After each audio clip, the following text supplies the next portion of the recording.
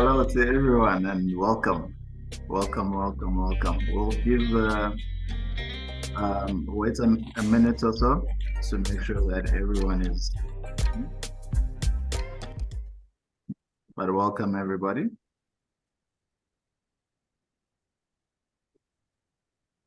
Right. Okay, let's see how many people we have.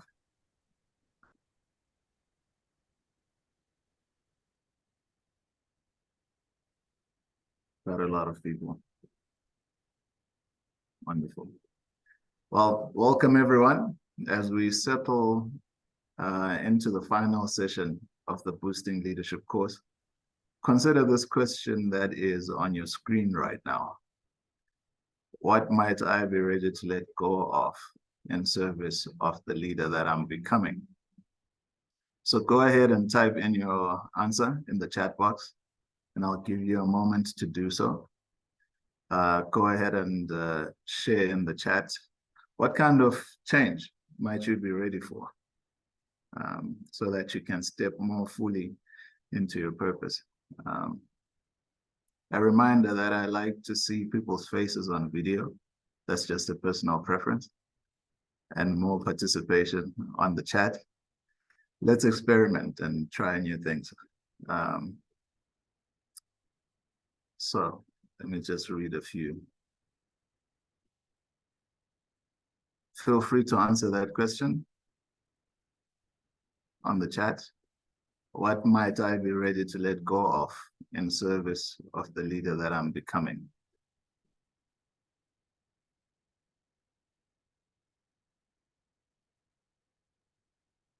All right. As you answer that question, expectations of perfection. Brilliant. Brilliant. Thank you, Elizabeth, for setting that tone. Sustainable development, small sleep. Okay, I'd love to hear more about that, Akofo. All right. So I'll invite my leader, Anu, to take us through the agenda and introduce our guest speaker for today. Anu, over to you. All right, thank you so much, Ngo, for that introduction. And I'm very happy to welcome everyone to the Boosting Leadership to Advance Life Course Immunization. My name is Anu Rotimi, and on behalf of the Boost, a program of Sabin Vaccine Institute, along with our partners from Adaptive Change Advisors and the People Power Health, we are all delighted to welcome you to our 7th and final session of the Boosting Leadership to Advance Life Course Immunization. Today, we have a brief review and overview, a case study presentation on catch-up and addressing mixed opportunity for vaccination. Then we will discuss the concept of immunity to change before moving to a celebration as a leadership practice, and some final thoughts on next steps. Usually, we move through the slides pretty quickly, but since today is our last day, I'm inviting our project team to please turn on their video and wave hello as I say their names. We have Sam, we have Elizabeth, we have Aisha, we have Liz, we have Ingo, we have Naid, we have Pager, and we have Brittany. From Boost, Adaptive Change Advisor, People Power Health. Thank you. So next, we have a cohort of Boost Champion facilitators who have been with us since day one. Please, I invite them to turn on their video and wave to all. We have Tina, we have Joyce, we have Adola Oyokoke, and my humble self. And finally, I'm inviting our technical advisory team. I'm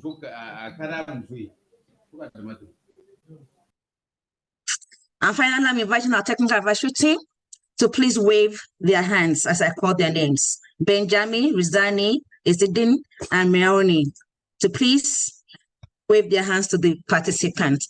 So I want to say a big thank you to everyone who have actually helped us make this course very possible. A warm thank you to you all.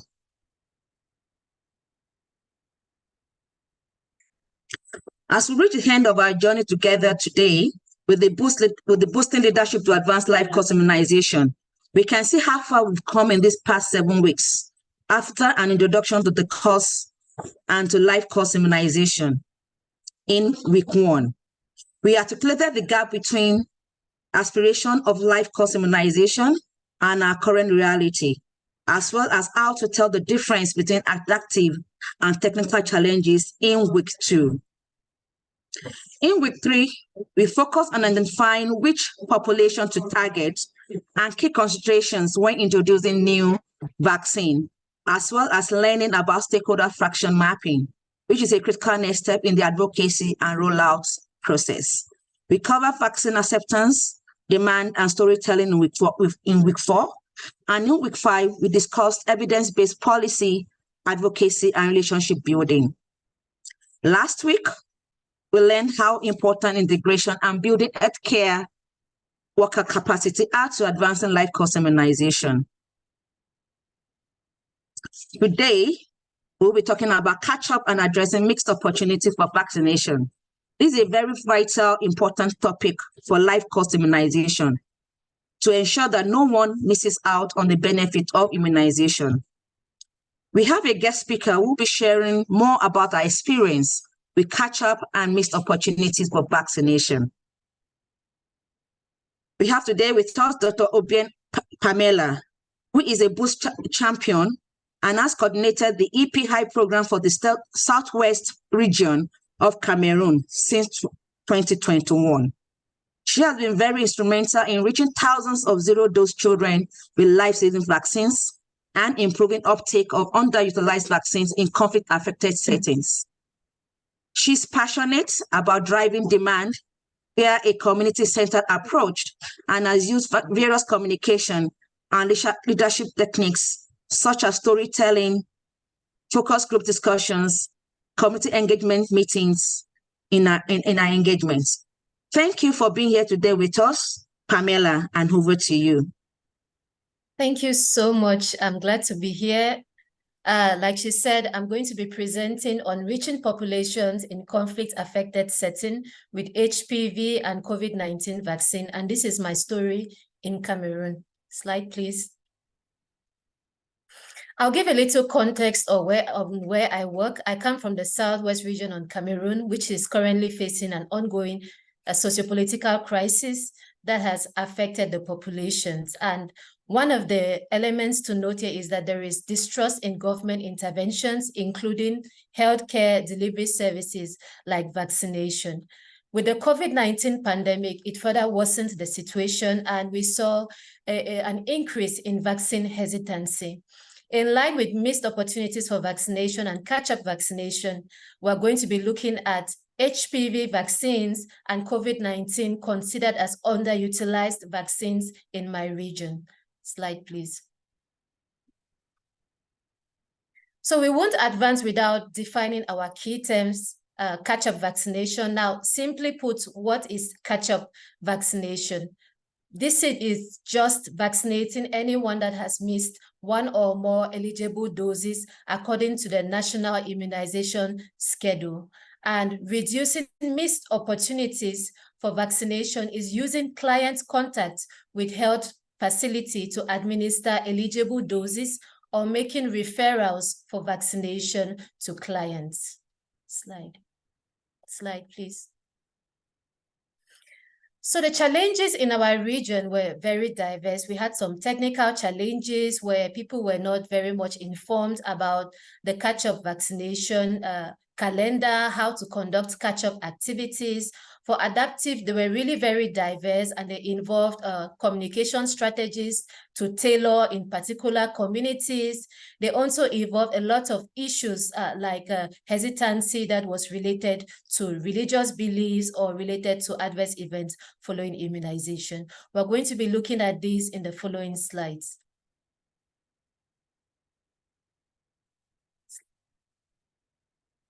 For our technical approaches to address low HPV vaccination uptake in our region, the first thing we did was that the country led an approach which was to elaborate a catch-up policy. And in this catch-up policy, it had the target population to be vaccinated, the strategies proposed that could be used for catch-up vaccination, and also the communication strategies, whether it was engagement meetings or holding or using town criers.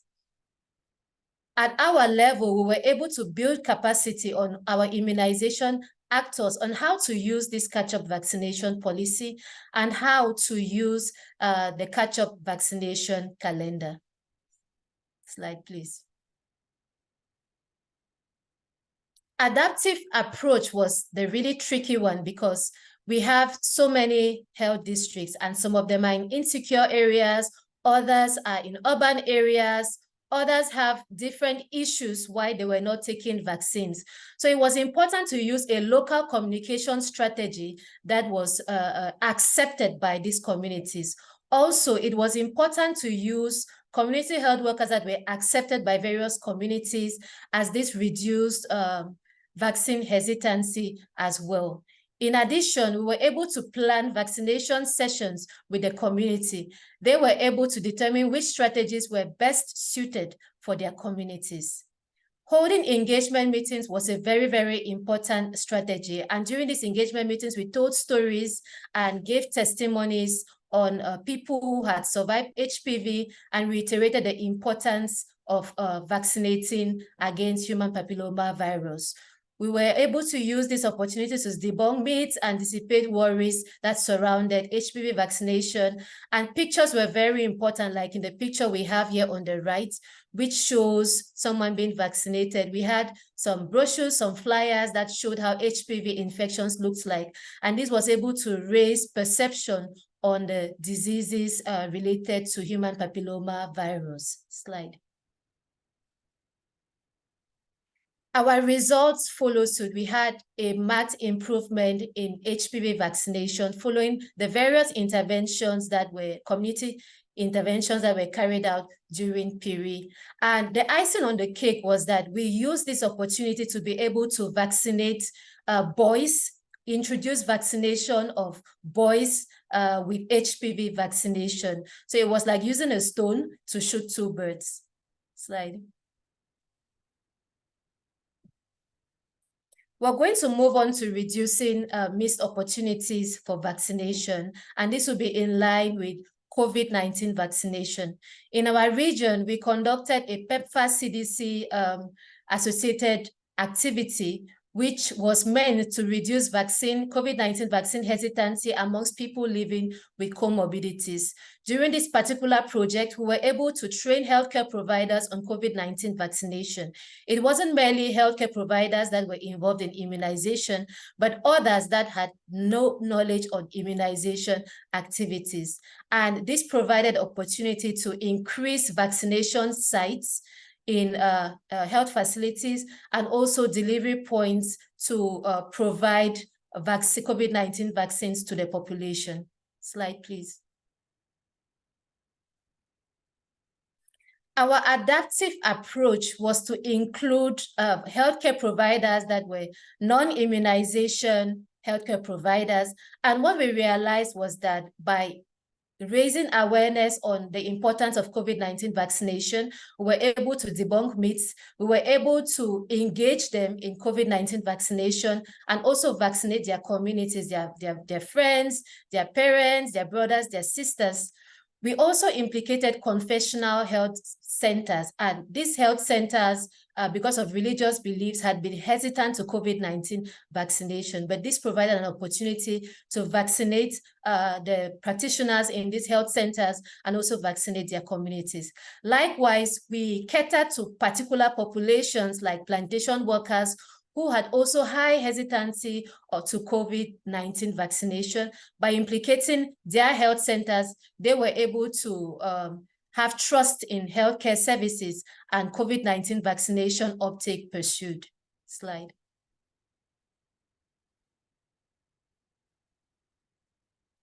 So our results, we obtained an improvement in COVID-19 vaccination, not only among those living with HIV, where we obtained about 27% coverage, but even among those who were living with other comorbidities like HIV, like tuberculosis, and like hypertension. So this was overall a success in the region. Slide, please. We learned a lot of lessons from catch-up vaccination and from reducing missed opportunities for vaccination, like knowing that effective communication using strategies that were tailored to the communities is important in improving vaccine uptake. We were also able to implicate non-immunization actors, improve trust and vaccine acceptance. Storytelling was an effective strategy to tackle vaccine hesitancy, and showing pictures as well increased the risk perception of HPV-related infections. Community dialogue meetings was a way to engage the community in their own health and improve vaccination. We also use periodic intensification for routine immunization to introduce vaccination of boys with the HPV vaccine. Slide. Thank you so much. So if you have any questions, my address is on the screen. I'm going to immediately introduce Dr. Rudzani, who's going to be presenting on immunity to change. Well, what I'm actually going to do is just give us a chance of casting back our minds to the second week when we started with this really amazing program, that this was reflecting on life course immunization. I think you can probably hear from what Pamela is talking about, that she's actually raising two of very important tools of making life course immunization possible, that of taking every opportunity to not miss opportunities for covering the immunity gap, as well as catching up when that actually happens. If you remember what Ezedine and Benjamin spoke about earlier on, there's this important understanding that for life course immunization to actually exist, all gaps and all tools must be used to create that advantage of accumulating all the advantages of immunization throughout life. So I just want us to realize that, as that what Pamela was covering with respect to that, but as importantly, which Pamela has alluded to, is the leadership tools that are actually required to actually make those technical aspects of life course immunization actually possible. So please just keep that in mind as we go to the tail end of this really amazing 7 weeks that we're covering these aspects, as I give over to Ngobisita, who will then tell us about the other negative immunity that you probably have to be very aware of, that can actually neutralize and take away all the goodies that we've been accumulating over the last 7 weeks. Ngobisita, I'm going to hand over to you to go into that. Thank you. Thank you, Rudzani. Thank you, Dr. Rudzani. And thank you to Pam. Pamela is a star, and we've shared virtual stages on multiple occasions. And always, I'm in awe of her leadership and the work she does under very challenging context and circumstances. I'm wearing today the national football jersey for the indomitable Lions of Africa, Cameroon, wearing Roger Miller's number 9. Shout out to all the Cameroonians on the call right now. And as we start our final session, I recognize that this is the final chapter of our time together, but it is also the beginning of the rest of our lives. To paraphrase an Iranian proverb, thanks to my brother Nahad, who's on our team, for reminding me of that proverb. So the agenda today is as follows. We'll take a deep dive into your immunity to change. And we'll use some examples and some small group activities. Then we'll celebrate and share what's next from Boost and say goodbye, you know. So we'll start with this activity, and I recommend that you have a piece of paper handy to jot down the answers to those questions that I'm about to ask.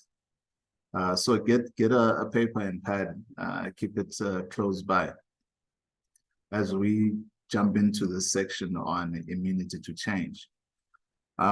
So my assumption is that you're already performing at a fairly high level in your organization. And that's good news. However, that also means that making any kind of consequential change is how you show up in your workplace will require some unlearning and maybe even letting go of old habits and old patterns that you might be stuck in.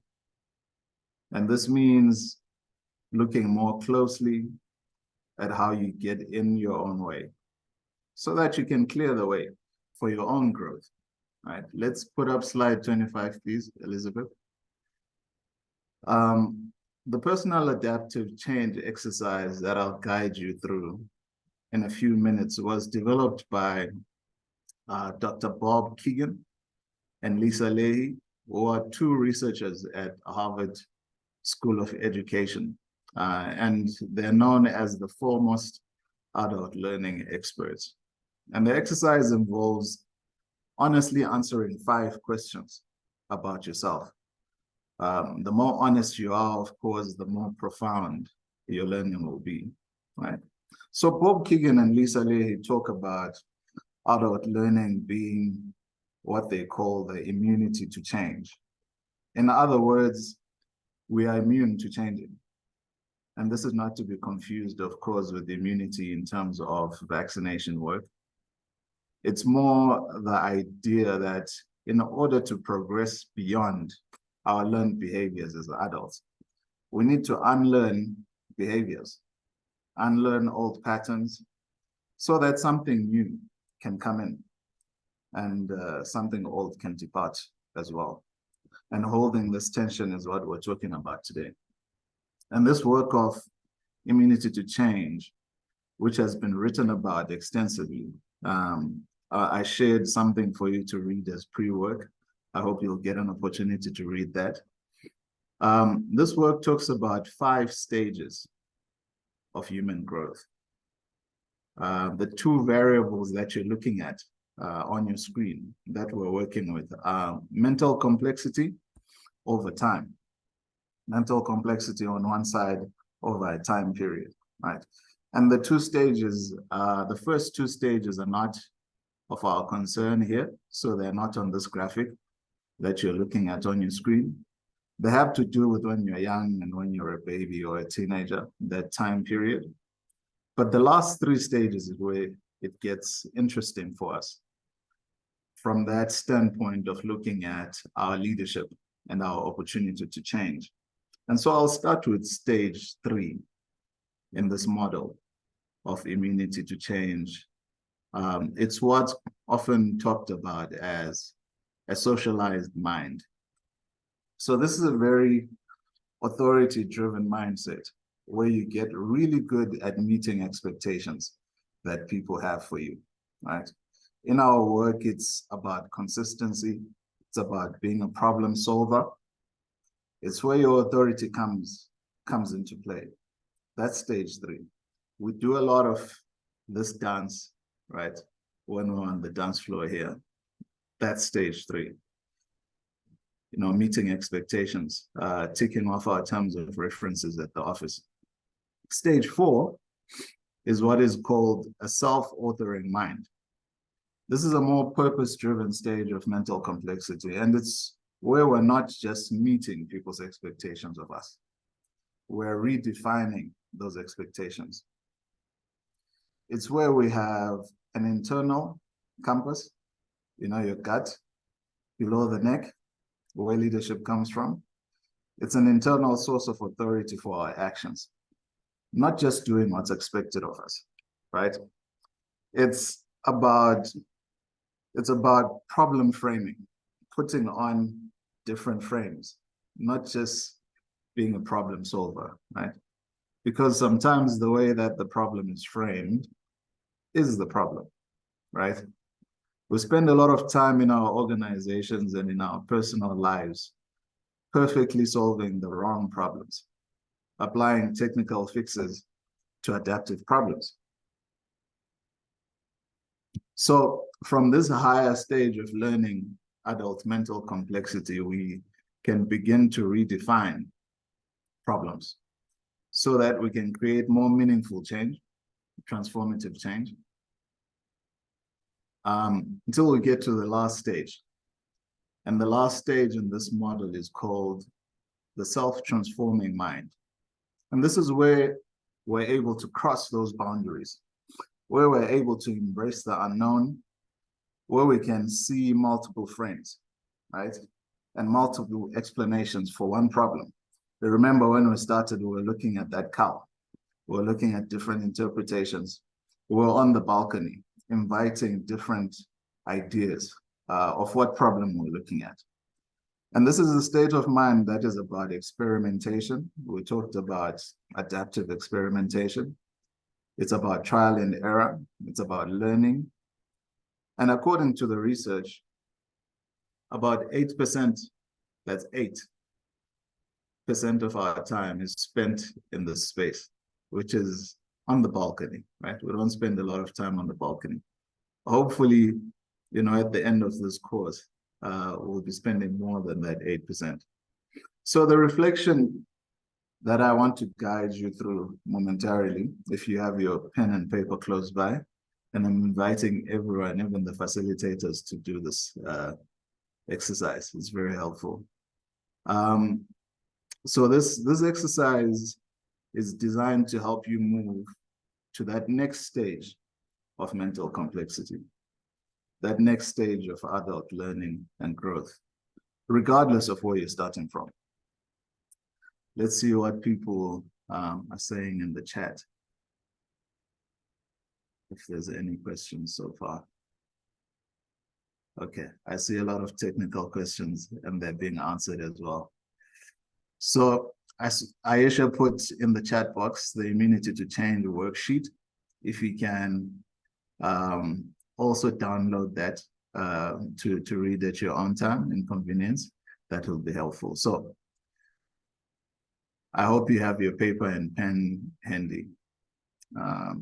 Here's question number 1. Let's move on to the next slide. What kind of things would help you perform at your peak if they happen more or less often around you? What kind of things would help you perform at your peak if they happen more often or less often around you? So I'll give you a moment to fill in that answer to that question. And as you do that, as you think about the answer to that question, consider what it is like to perform at your peak. Those moments when you feel really connected to your purpose. We spoke about connection to purpose as a leadership trait. Right? So what do you wish would happen more often around you so that you could be in that zone of peak performance? It could be things like less distraction, more feedback from your colleagues or people, less travel, this kind of things. So make a list. It doesn't have to be something you think about a lot. Just write down what comes to your mind, the first 3 things that come to your mind, that if they were to happen more or less often around you, would help you perform at your peak. I'll give you an example from my own work, my own life. And this is a number of years ago, but I found myself often complaining that I didn't have enough time to rest. Also, I was complaining that I needed less screen time on my computer and on my phone. I'm sure some of you can relate to this problem I had. So those are my answers to question 1. So now jot down for yourself the answers to that question.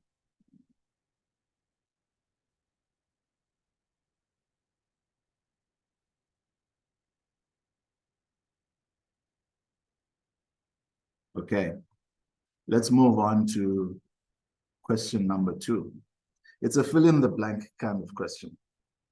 And it says, I am committed to the value or importance of fill in the blank. I'm committed to the value or importance of, then you fill in that blank. I'll give you an example in case it's not clear what the question is asking. So for question number 1, I talked about having more rest and less screen time, less working, right? Well, the thing that was important to me, that was underneath those complaints, was my health and balance. So I was committed to the value of, or the importance of, my health, and to the value or importance of time with my family and for myself. That's how I answered that question number 2. So take a moment and write down what you're committed to. What's important to you that is underneath those question number 1 answers that you wrote. So this question number 2 is really useful whenever you hear someone complaining. If you're coaching colleagues and you're coaching maybe junior staff, or even in your personal life, I found it useful. Whenever you hear someone complaining, which is what question number 1 often feels like. I wish I had more time off. I wish I spent less time at work. Complaints. Whenever you hear someone complain or hear yourself complaining, you can ask, what are you committed to? What's important to you? What's this complaint really about? It's really a nice way to transform a complaint into something that you can start to begin to work with. And the other nice thing about this is that these complaints from question 1 are often indicators that you're facing an adaptive challenge, what you might also call a leadership moment. So rather than trying to ignore it or just solve it right away, you can say, well, what do we do with that? So question number 2 is a way of getting beneath, underneath that question number 1.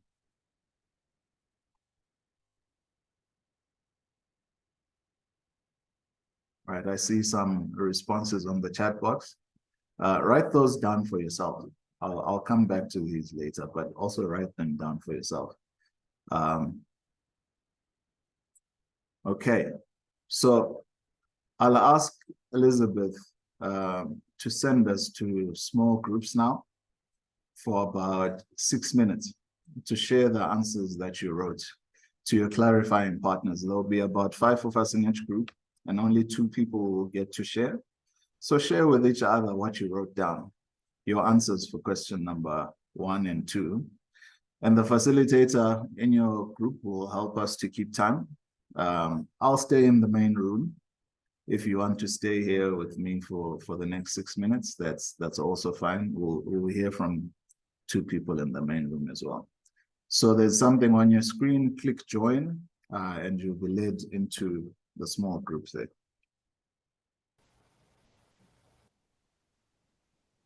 Okay, welcome back, everyone. I'm sure that was a worthwhile time spent. Those 6 minutes, they go so fast. But let's now move on to question number 3. We'll make some time at the end of this session to do some debrief. We won't debrief right now. So let's move on to question number 3. What do I do or not do that gets in the way of my values, of my question number 2 values that you see there? What am I doing or not doing or taking personal responsibility with that gets in the way of those questions, number 2 values? Those things that are important to me. What are those? So as you write the response in your pad, the answer to number 3. So for me, it was pretty obvious in my example, right? If you saw me, if you were on the balcony and saw me in this moment, or maybe I had a choice to do either more work or to rest, you'd see me choosing work and saying yes to everything. You know, you'd see me doing that if you're on the balcony. It didn't really matter if the work was meaningful or not. I would say yes. And that was an example of something that I was doing, you know, saying yes to too many things. And so for you, as you think about this, what are you doing or not doing that gets in the way of these things that you value? Be honest with yourself. It's not that you do this all the time, but sometimes, you know. And if you can identify or can help identify those things that you do that get in the way, you can begin to unlock your own immunity to change. So also be careful that you don't get into solutions. If you're writing down something that says, I should do X, or I just need to do Y, I ought to be doing A, B, C, and D. That probably means that you're on the wrong track here. But what I want to know is, what are you doing that gets in the way? Not what should you do. What's getting in the way? What's that behavior? That's an important way to think about this question. So write that down.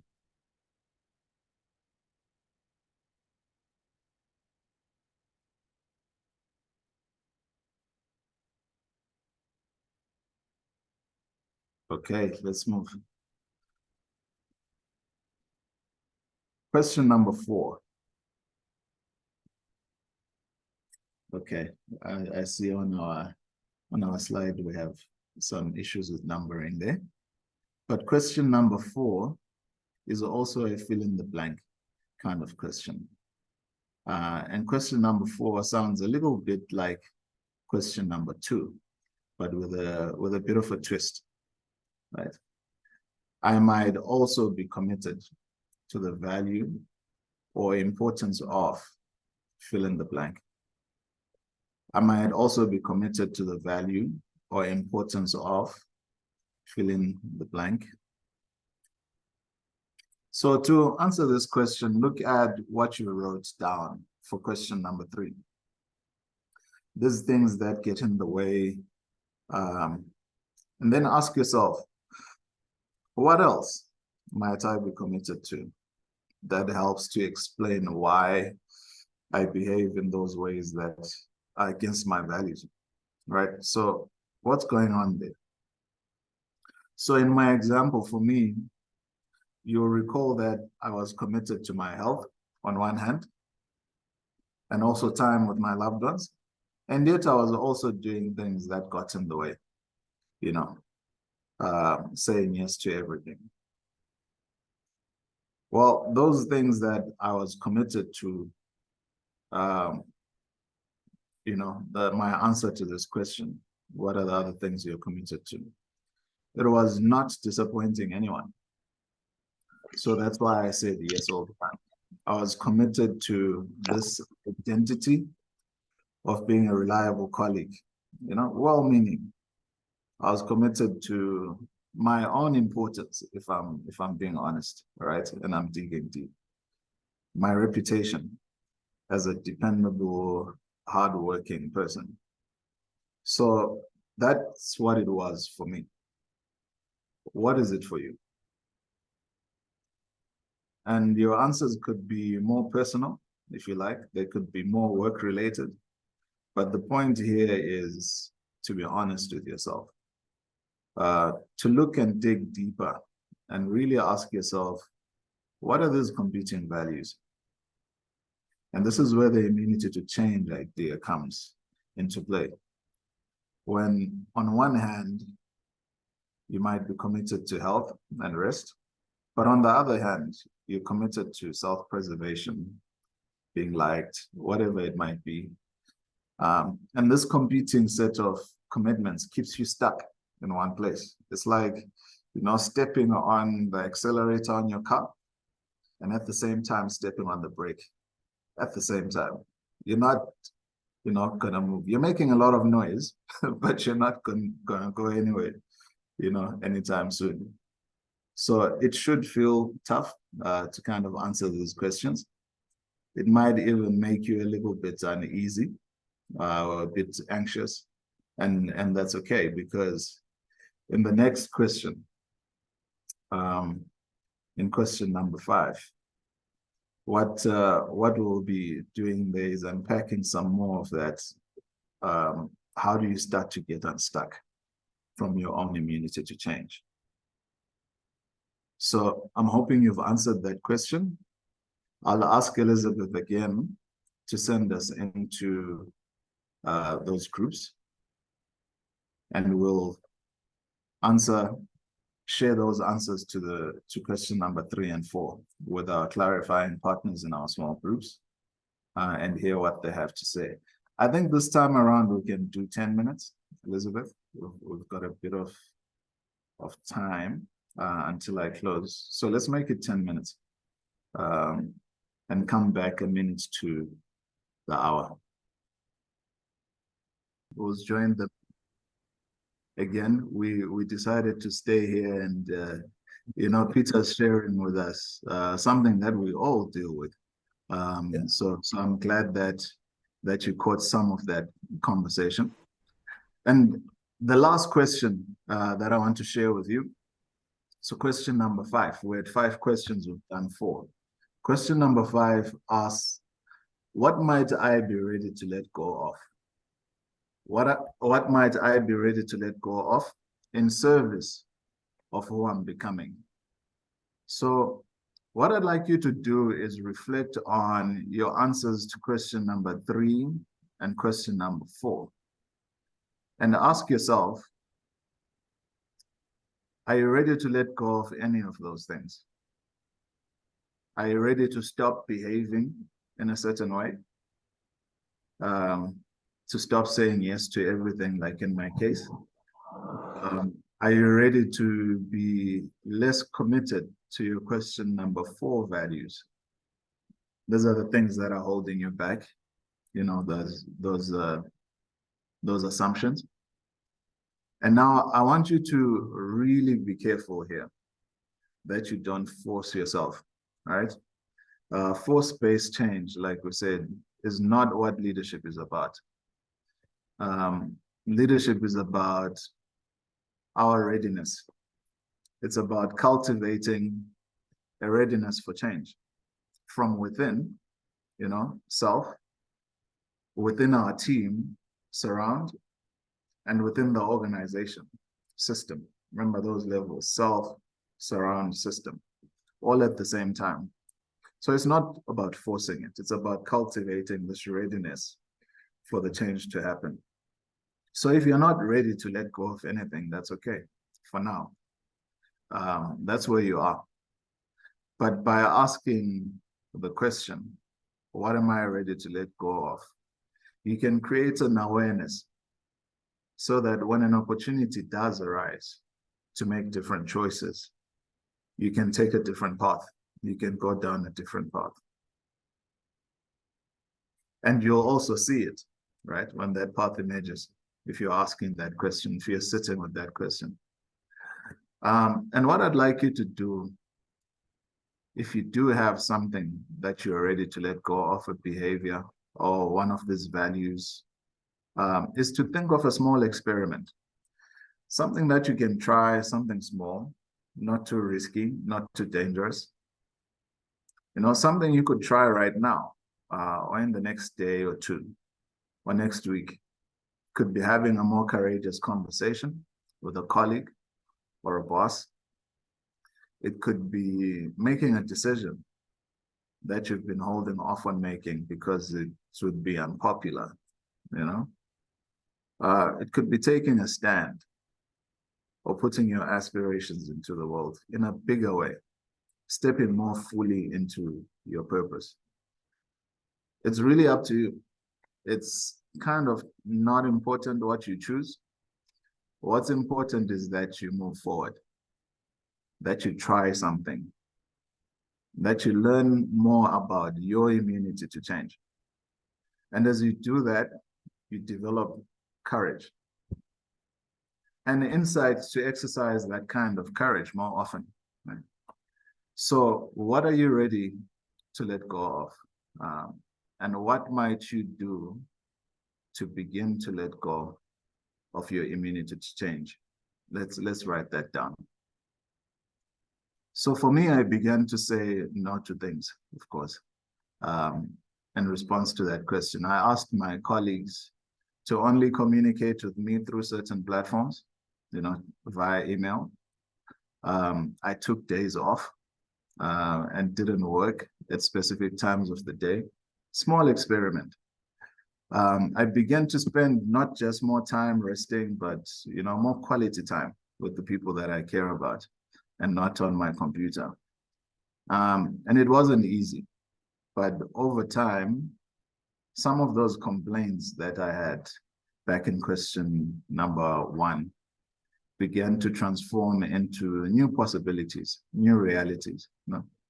So change is small, but the smallest of changes are sometimes the most meaningful ones, right? So later, after much soul searching and reflection, I summoned enough courage to change jobs, because deep down I knew the work that I was doing was not in line with my values, and it was making me miserable, right?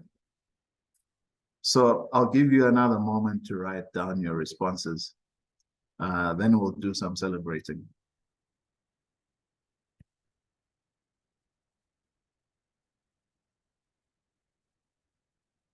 What are you ready to let go of? Let's take down that slide, Elizabeth. Okay, we've come a long way from when we started 7 weeks ago. Now let's celebrate, and Peja is the best person to help us do that. Over to you, Peja. Thank you, Nook. And I think people now expecting maybe like a party or some music, but we're gonna keep, but this course is about learning, so we're gonna keep learning even when we celebrate in a way. So I just wanted to start this section by asking the group, like, you're all part of different communities, different places, different parts of the world. How do you celebrate? If people can put in a chat, like, how do you celebrate with your people, with your community, with your colleagues? Like, what do you do to celebrate something, a success, when you did something, you finished something, and you're celebrating? We hear dance, music. What else people do? Let's hear more. Party. That's great. Dance, eat, clap, traditional dancing, eating, drinking. Eat, treat myself with a gift. I love that. Music with food.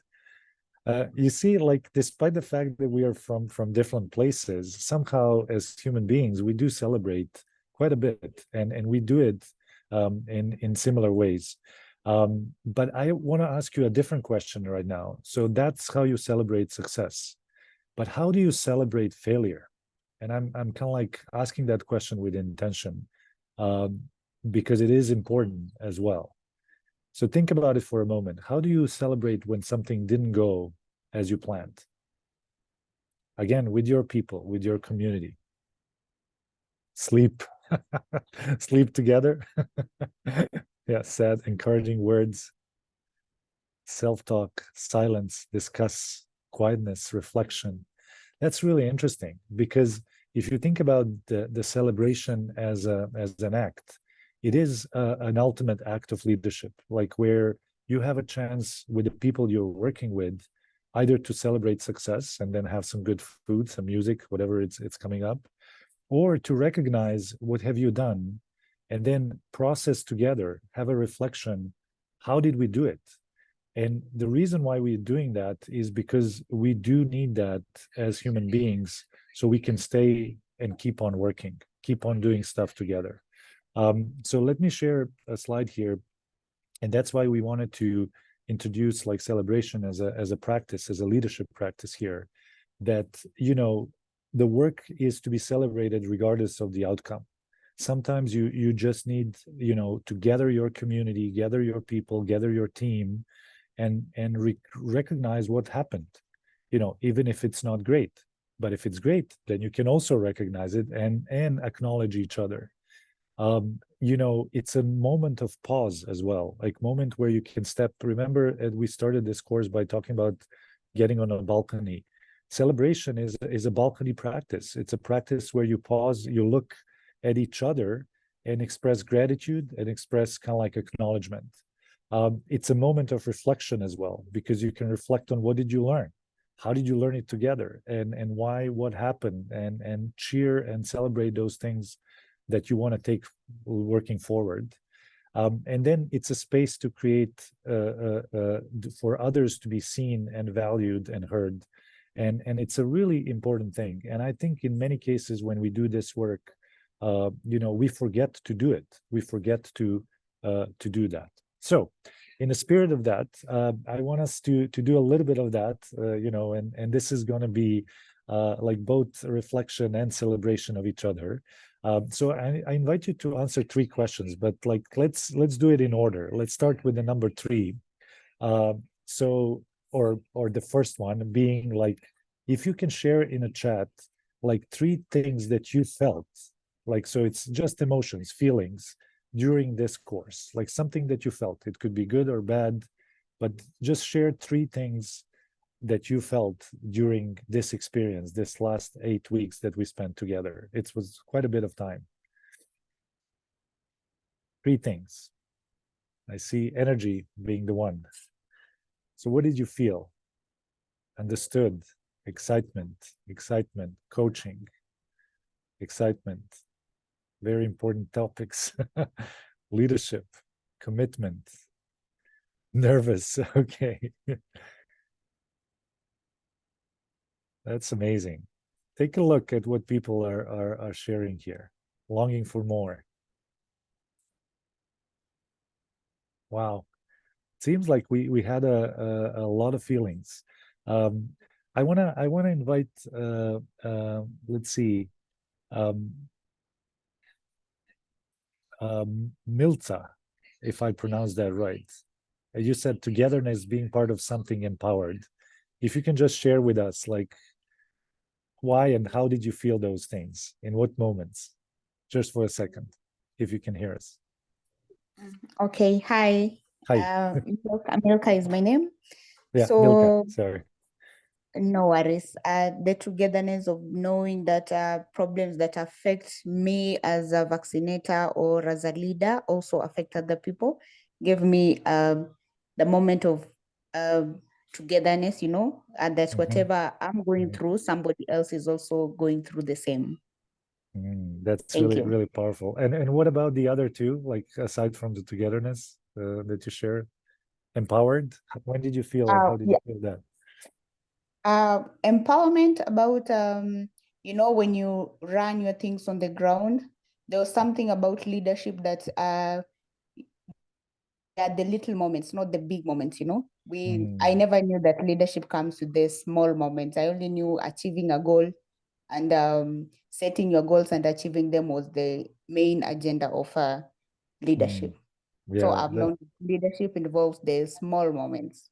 that's really interesting. And I hope others felt that, because it is about small moments. It's not about like these big positions and stuff. Like eventually you get there, but in a practice, the joy and the work is in the practice of doing it, not necessarily getting there, you know, in many ways. Yeah, thank you for that, for those 3. So let's now answer the second question. So we covered a lot of skills. We started with the adaptive leadership, like the like getting on a balcony.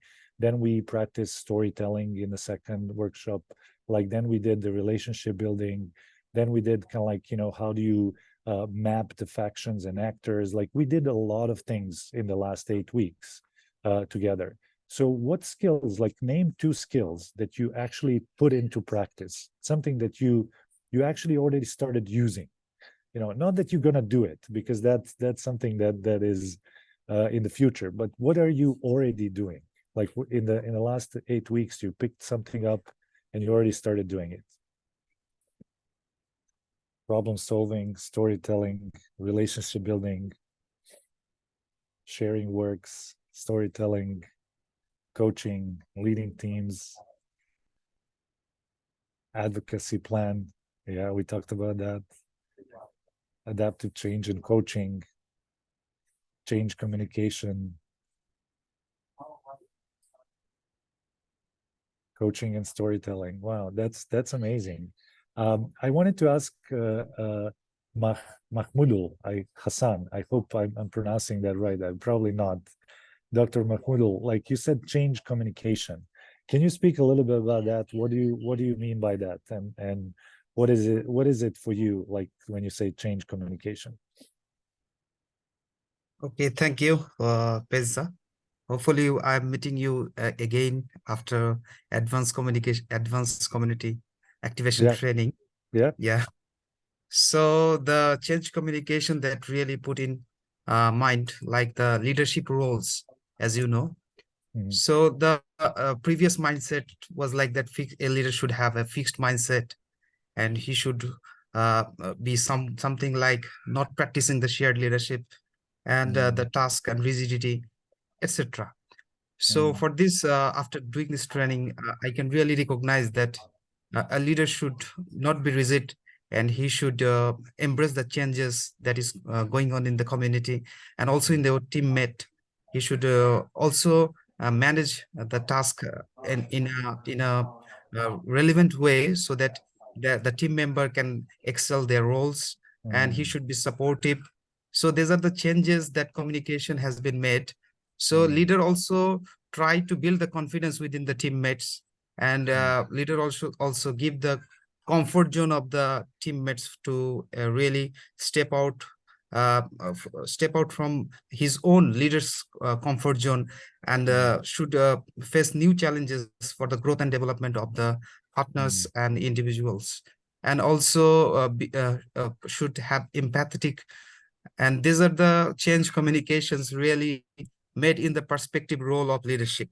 That's So really beautiful. Yeah. So, and you're already practicing that. That's yeah, amazing. That's amazing to that's being hear. practiced. Yeah, I that's amazing also to hear. implement the activities like such Yeah. things really give a great benefit while doing the GIS-based mapping and micro planning in the immunization that is being piloting here. Yeah. So I really got the right feedback from practicing this. That's amazing. Okay, and then I'm gonna open now the last question, the number one, before we launch into gratitude to each other. So if you think about this course is about, yes, it's about life course immunization, and we used adaptive leaderships and community engagement to support that.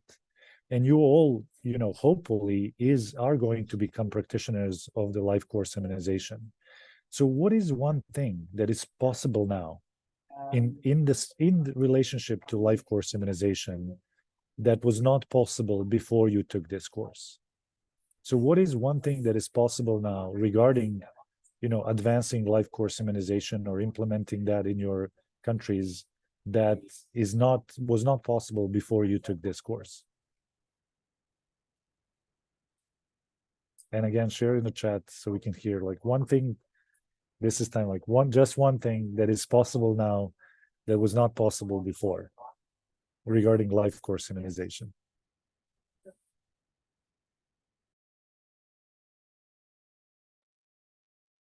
The new networks and friends I came across.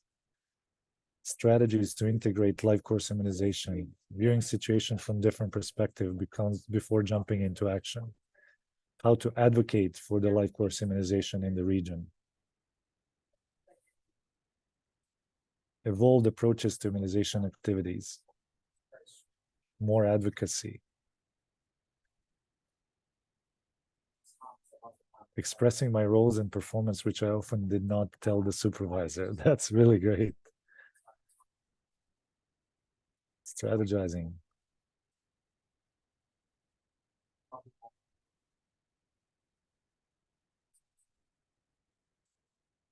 That's really, really cool. Strengthen stakeholder engagement. Strategizing. This is so stupid. Okay, so let me ask, let's see who I have here. I was curious about Dr. Zishan Arif. You said gain new knowledge and network opportunities and coaching. What are the network opportunities? How did that change your ability to do life course immunization? Like what's new there? If you can speak up. Yeah, thank you so much. First of all, I really this is the very wonderful and I must say that very encouraging course, and I experienced, learned a lot, and through this and opportunity, and during this like small sessions and discussing with the colleagues, like today I had a communication with the Dr. Faisal, which he shared the previous reflection. So so this the networking thing that we can connect with the our fellows, the immunization fellows, and we collaborate and we connections, and we can discuss about the things that that will help us in our on actual things, that he is also working on the surveillance and the humanization activity, so we can formulate that things in our same culture and same working environment. So That's all of really these amazing. things are this. Thank you. No, that's really amazing. That's exactly what we were hoping you will leave with. Not you gain some new knowledge, you gain some new skills, hopefully, but it also you gain the network of people that can support you, that can work with you, that can be in touch with you, that can encourage you when you are struggling, and that you can encourage and work with and coach and support. And that is, I hope, the gift of this course and this experience, because there's over 100 of us on every call, like for the last 8 weeks. So in the spirit of that, I'm going to stop sharing and invite you to think about something else. The last question. So who are you grateful for? Like just think about, and don't mention us like on the team here. Like I'm just like thinking about from your colleagues. You interacted with each other. We had a lot of small groups. So who you want to name being grateful in this space, in this course for the last 8 weeks, and share that in the chat, like one person or two people or how many, as much as you want, that you are grateful for. But just exclude us as a teaching team here, because that will be an obvious answer, but we don't want that. We want you to start seeing each other. And then I will open it up for anyone who wants to speak, to express that gratitude with everybody, if that's okay. Okay, I see some names. Everybody. Okay. Yeah. Yeah, let's hear more. Yeah.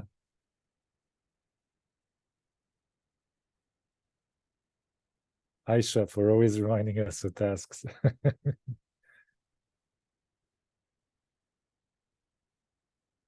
That's great. Let's hear some voices. Like, please, like if you feel compelled to share the gratitude in the big space, let's do it right now. And maybe we can remove my spotlight here and just like see everybody.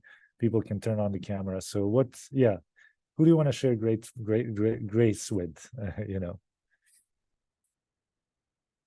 And for what as well?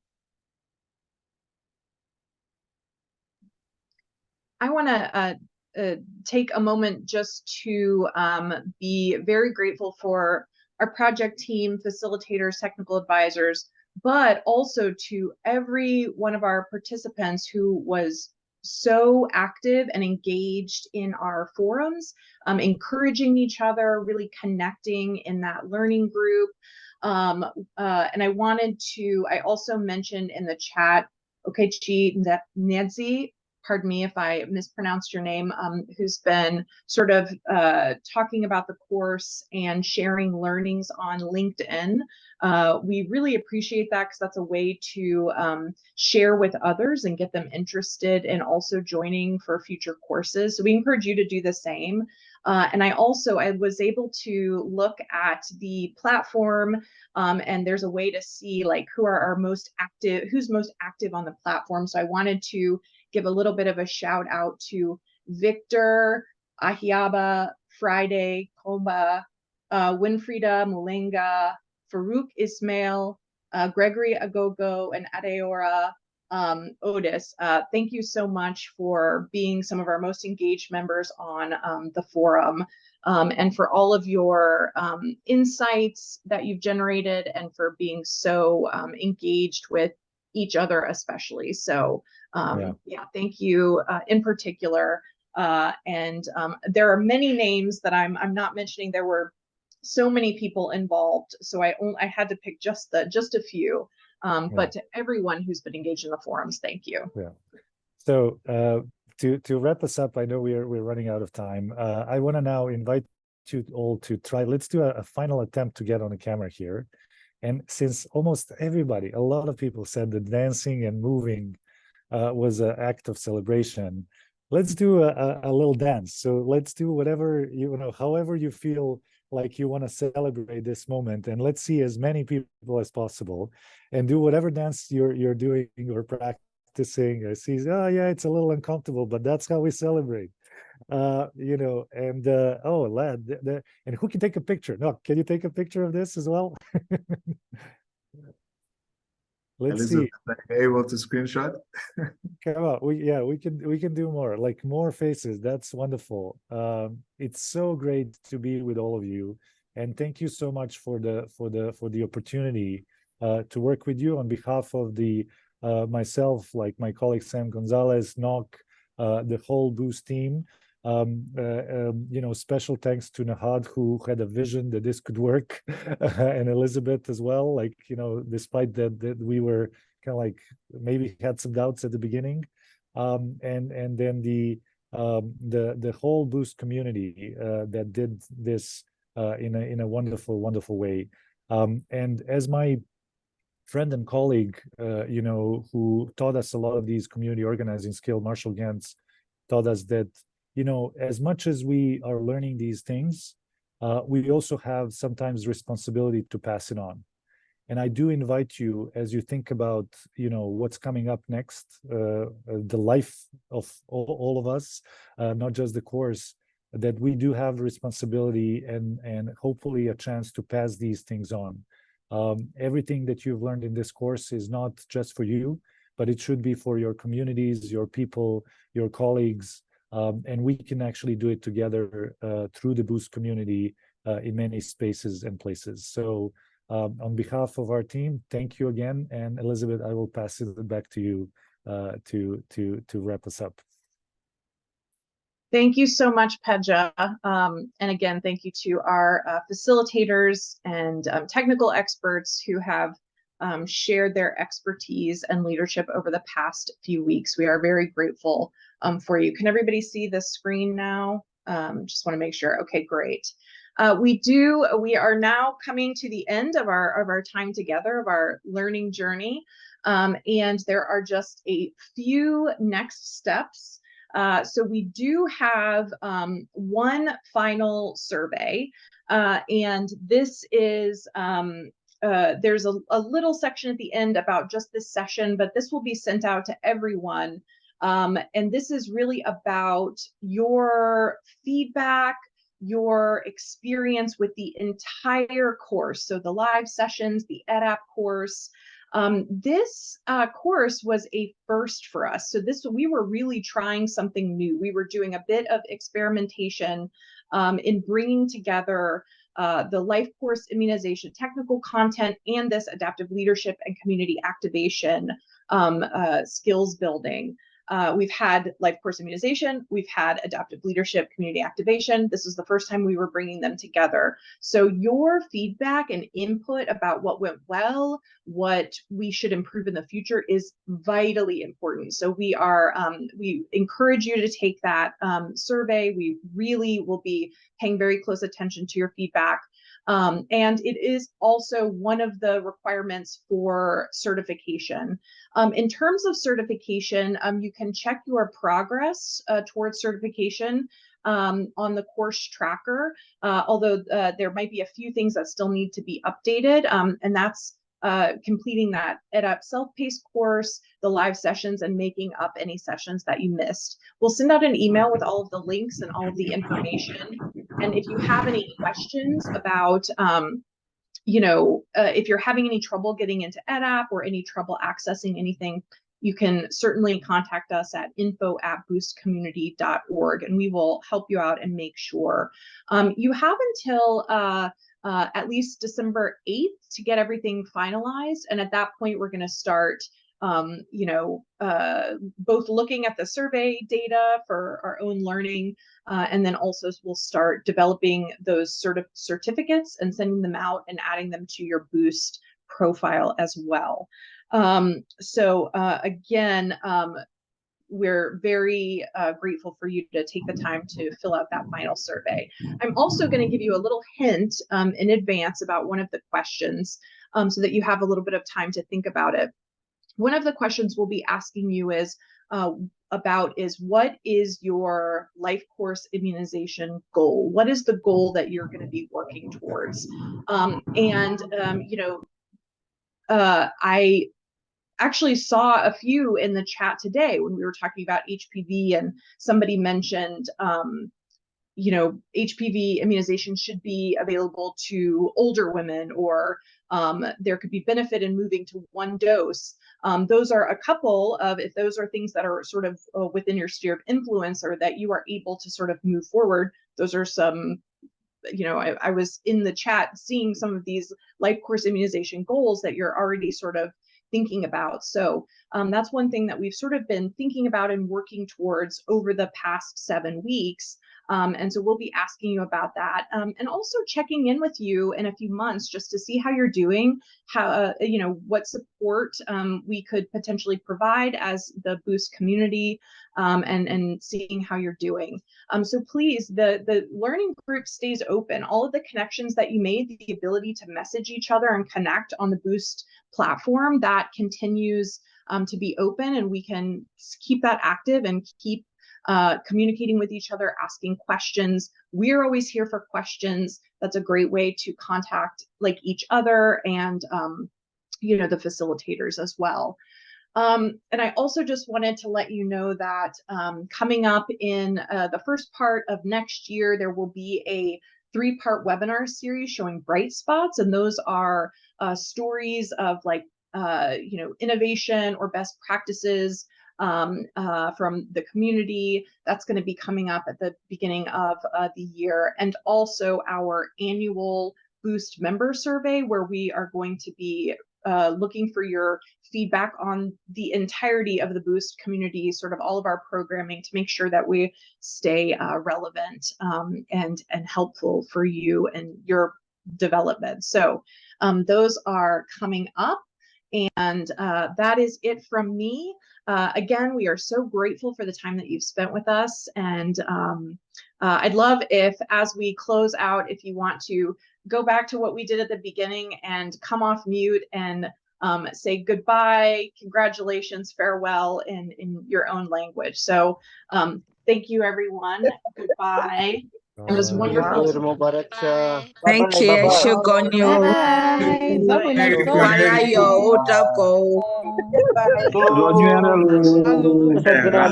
Allah Hafiz. Bye bye. Bye bye bye. Bye. Hello.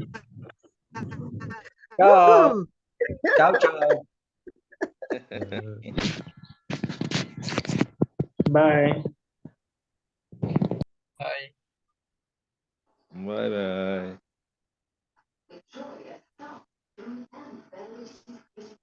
Say Andrew, I'm going to miss the section. Bye, everyone. Monday for things and bye, and blessed evening to all. Thank you. Thank you so much, everyone, for your effort. Really appreciate it. Bye.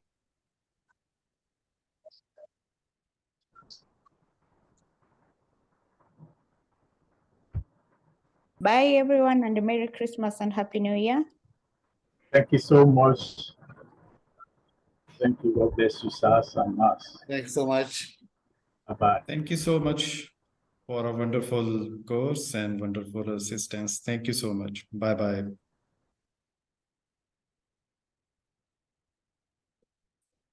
Bye. Thank you.